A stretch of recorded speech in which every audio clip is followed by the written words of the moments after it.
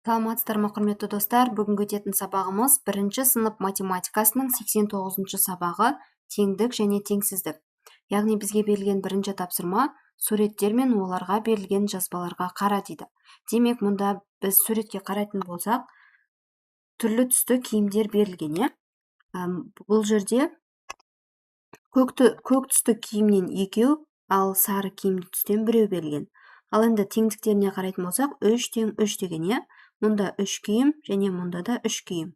Ал енді теңдік құратын болсақ, көк түсті киім 2, ал сары киім 1, тең болады. Ал мұнда 1 түсі көк, ал 2 сары екен, бірақ 2-ге 1-ді қоссақ 3, 1-ге 2-ні қоссақ 3, олардың орнын ауыстырғанымен мәні бірдей шығады екен. Демек, 3 тең 3 болады. Ал енді екінші суретке қарайтын болсақ, жалпы 3 киім, 3 қыз баланың киімі және 6 киім ер баланың киімі екен. Ал енді 3 пен 6-ны салыстыратын болсақ, әрине 6 көп болады, өйткені 6 үлкен. Ал енді теңсіздік құрастыратын болсақ, мұнда көк түсті киімнен 2 және оған қосамыз 1 сары түсті киімді. Ал ер адамның киімдеріне қарайтын болсақ, 3-еуі қызыл түсті, 3-еуі көк түсті, 2-ге 1-ді қосамыз мұнда 3 болады, 3-ге 3-ті қосамыз 6 болады. 6 көп, Сандарды салыстыру үшін олардың санды кесіндідегі орындарын салыстыру қажет. Оң жаққа қарай орналасқан сан үлкен болады, Екі өрнекті салыстыру үшін олардың мәнін тауып, шыққан сандарды салыстыру қажет дейді. Ал енді келесі екінші тапсырмаға өтейік. Екінші тапсырмада ұлттық киімдерді сана. Сурет бойынша теңдіктер мен теңсіздіктер құр дейді. Демек, мұнда суретке қарайтын болсақ, 2 сары түсті, 2 қыз баланың киімі, мұнда 2 деп қояйық, және 2 ер баланың киімі екен. Бізде екеуі тең, Демек, мұнда 2 тең 2 деп жазайық. Ал енді мұна екінші суретке қарайтын болсақ, 4-еуі ер адамның киімі, ал 1-еуі қыз баланың киімі. Ал енді 4 көп пе, әлде 1 ма? Әрине 4 үлкен болады, Демек, мұнда 4 жазамыз, ал мұнда 1 жазамыз. Сонда 4 үлкен болады екен. Ал енді тағы да құрастыратын болсақ, 2 көйлек және оған 4 ер адамның қоды. 4 қосайық, 2-ге 4 қосамыз 6 болады. Осылай салыстырсақ болады,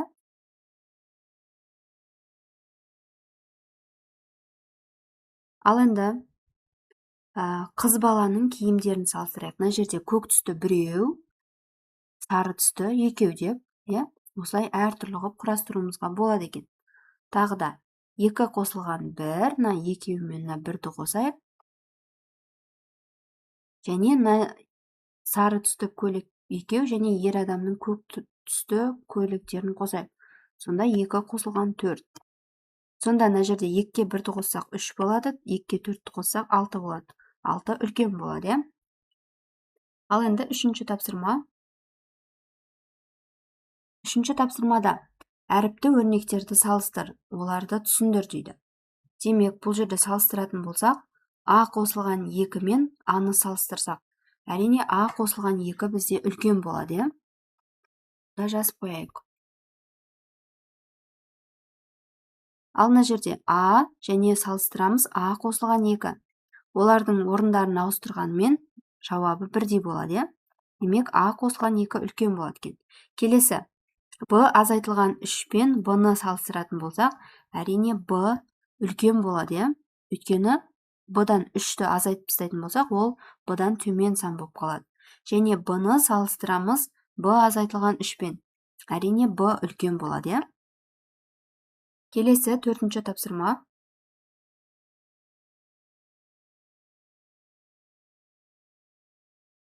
Төртінші тапсырмада әр суретке сәйкес келетін өрнектерді таңда, олардың мәнін тап дейді. Демек, бұл жерде суреттерге қарайтын болсақ, 1-ге қосамыз 3-ті, Мына жерде 1-еуі сары түсті, ал 3-еуі ақ түсті болып тұр, Демек, 1 қосылған 3. Бұл мына суретке байланысты деген, 1 қосылған 3 1 қосылған 3. Ал енді келесін басқа түспен белгілеп қояйын, иә? Мысалы, мына жерде 1, 2, 3, 4, 5, 6 екен, иә? 6 қосылған 1, иә, мына жерде. 6-ы көк түсті, 1-і қызыл түсті екен. Демек бізде 6 қосылған 1 деген осы жауапқа сай келеді екен. Келесі. 1, 2, 3, 4, 5, иә, жалпы. Сонда 2-ін үстінен тастаған екен. Сонда 5 азайтылған 2-мен сай келеді екен, иә? 5 азайтылған 2. Бұл бізде 4-ші тапсырма, ал енді келесі 5-ші тапсырмаға өтейік. 5-ші тапсырмада есепке сұрақ қой. Есептің қысқаша жазылуын тап, оны шығар дейді. Мерекеге арнап 20 әйелдер, 50 ерлер костюмі тігілді дейді. Демек, алдымен берілгенін жазып алайық. Берілгені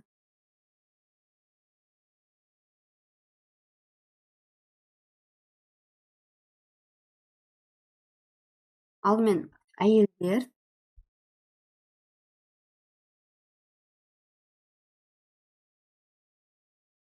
жалпы 20, иә?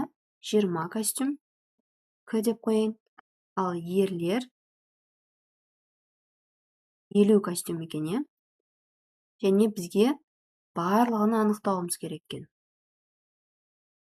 Шешуі деп жазып қояйық. Шешуі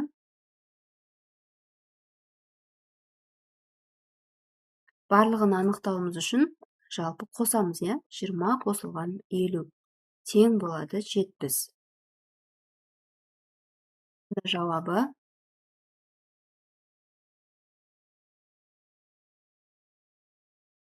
70 костюм тігілді, иә?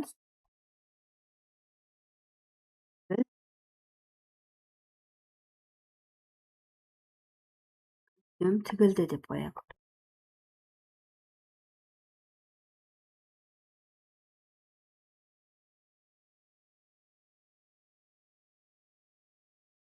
Бұл біздегі мына сызбаға сай келеді, иә?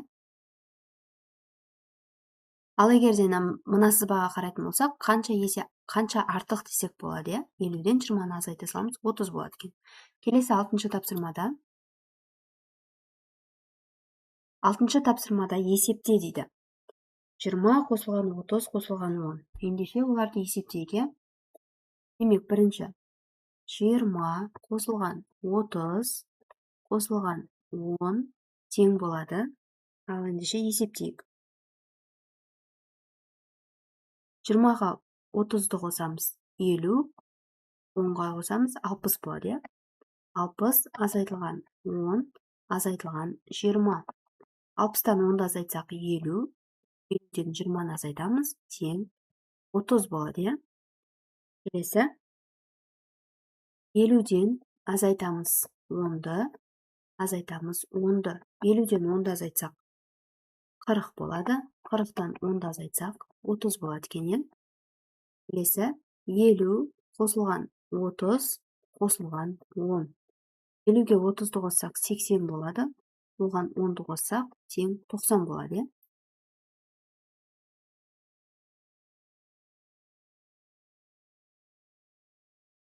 Осымен біздің бүгінгі сабағымыз аяқталды.